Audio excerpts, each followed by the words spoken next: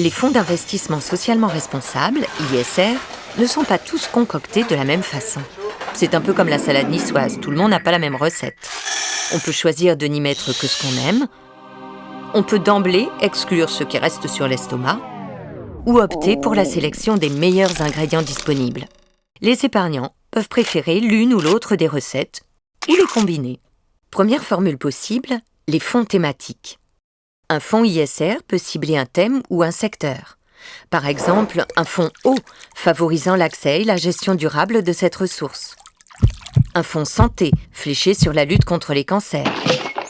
Ou encore un fonds vert, identifié en France grâce au label public Greenfin, qui cible des activités favorisant l'économie circulaire ou luttant contre le dérèglement climatique. Une autre formule consiste à exclure certains ingrédients. En France, le charbon et le tabac sont les activités les plus communément exclues des fonds ISR.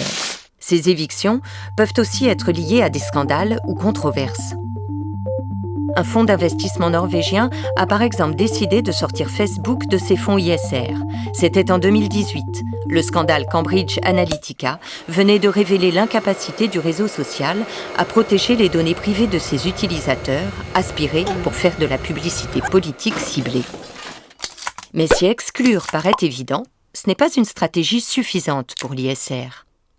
Une autre formule, la plus proposée aux épargnants français, consiste à faire de la sélection positive. On garde tous les secteurs de l'économie dans son assiette, en sélectionnant les acteurs qui remplissent le mieux les fameux critères environnementaux, sociaux et de bonne gouvernance. Toujours dans l'objectif d'un développement durable. L'épargnant peut parfois être surpris de tomber sur des ingrédients qu'il pensait incompatibles avec la recette. Cependant, pour les investisseurs, garder dans l'assiette, c'est garder la possibilité de cuisiner l'ingrédient, d'influencer la stratégie d'une entreprise.